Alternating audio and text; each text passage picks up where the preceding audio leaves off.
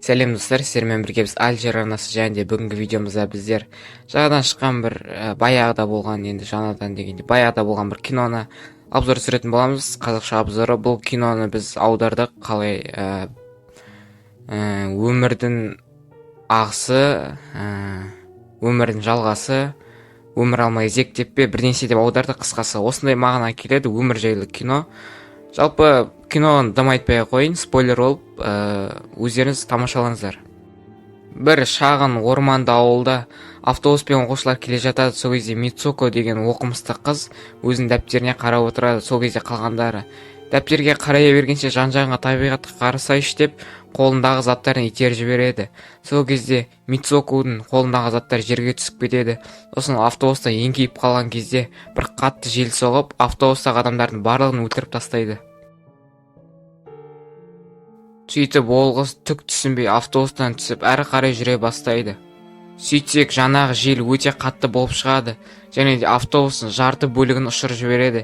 Және екінші толқын соққан кезде Мицуко жерге отырып қалады. Және де сәл жолдан соң алдан адамдарды кездестіреді, және де адамдардың ішінен бір адамды аман алып қалады, ал қалғандарын болса жел өлтіріп жібереді. Сосын сәл жүрген соң алдан спортшылар шығады, және оларды да өлтіреді. Және Мицуконың қасындағы қызды да жел өлтіріп тастайды. Сөйтіп Мицуко желден қашып бір мектепке келеді. Бір қызығы, сол мектептегі адамдардың киімі Мицуконың киімімен өте қатты ұқсас. Және де ол жақтағы адамдардың барлығы осы қызды танып тұр. Және де сол жерде Аки деген қыз мен сенің құрбымын дейді. Ал Мицуко болса ештеңені түсінбейді. Және сол кезде тағы бір қатты жел соғады. Және желі барысында ол Мицуко жерге отырып қалады, бірақ та ешкім өлмей қалады. Сол кезде қалғандары бұл жай ғана жел дейді. Мицуко өзінің көзіне өзі сенбейді, және де қалғандарынан бұл жел негізі барлығын өлтіреді дейді. Және де Аки болса, бұның барлығы өтірік, сен жай елестетіп тұрған шығарсың, немесе қорқып тұрсың деп барлығын дәлелдеп көрсетеді.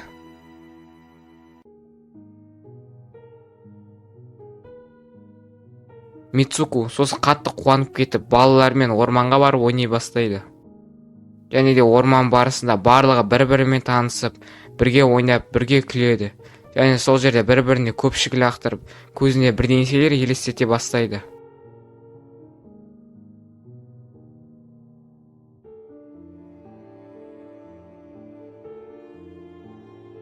Сөйтіп Мицуко және Аки және қалған балалар барлығы мектепке келеді. Және де жерден манаға көпшік пайда болады, және Мицуко оны қағып алып мұғалімге ғана лақтырады. Сол кезде мұғалім көпшікті қағып алған кезде қолына қару пайда болып бүкіл оқушыны өлтіріп тастайды.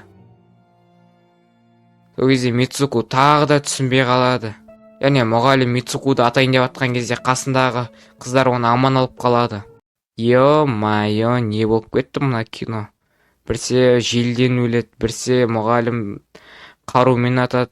Білмеймін, кино бір түсініксіз, бір фантастикалық кино. Және де барлық оқушылар далаға қаша бастайды. Сөйтіп қашқан кезде ол бір полицейский бөлімге келіп барлығын айтады. Және де өз-өзін айнаға қараған кезде мүлде басқа адам айналып кеткен. Сөйтіп ол сол адамға айналып барлығын тағы да түсінбей ұмытып қалады. Сол кезде оны басқа адамдар алып кетеді. Және де оған сен қазір өзінің күйеуіңе үйленесің дейді. Сол кезде Мицуко мүлде басқа адам айналып кеткен, аты басқаша, тегі басқаша, түрі басқаша, мүлдем басқа жақта тұрады.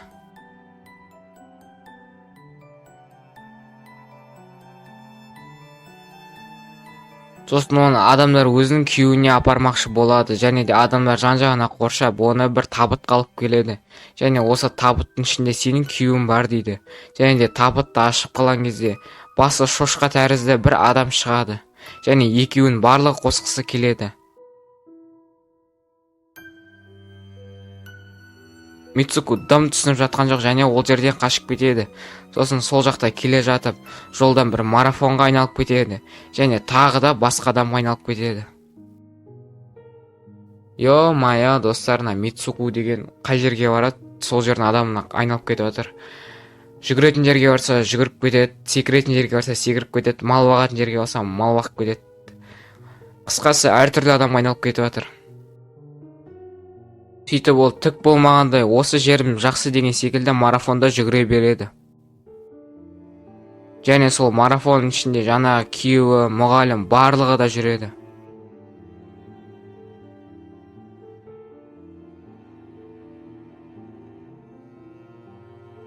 Сөйтіп сәл уақыттан соң ол өзінің бұрынғы кафесінен оянады, және ол кафеде өзінің суретін ілініп тұрғанын байқайды. Осын сәлден соң ол жерден ғайып болып тағы бір үңгірден пайда болады, және сол үңгірдің ішінде жаңа кейіпкерлердің барлығы бар.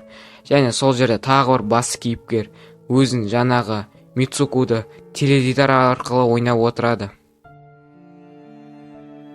Теледидар арқылы өзін көрген Мицуку түк түсінбейді. Жаңағы адамға не болып жатыр сонда, мен кіммін, сен мені ойнап жатырсың ба дейді. Сол кезде әлгі адам Мицукуға сен алдағы уақыт ғасырына түсіп кеткенсің дейді. Яғни қайтсам болады достар, андай алдағы уақытқа секіріп кеткен қандай уақыт машинасы секілді. Сөйтіп ол жаңағы шалмен қырылып, шалды өлтіріп, үйтіп сол жерден де құтылады. Және тағы бір жерден пайда болады. Ол қарлы жер. Бірақ ол жерде ешкім де болмайды. Сөйтсе бұл Мицуку деген жай ғана ойынның кейіпкері, яғни басқа әлемдердің барлығына түсіп әртүрлі ойындарға кіріп кеткен. Және де бұның барлығы шын өмірде ойлап қалған.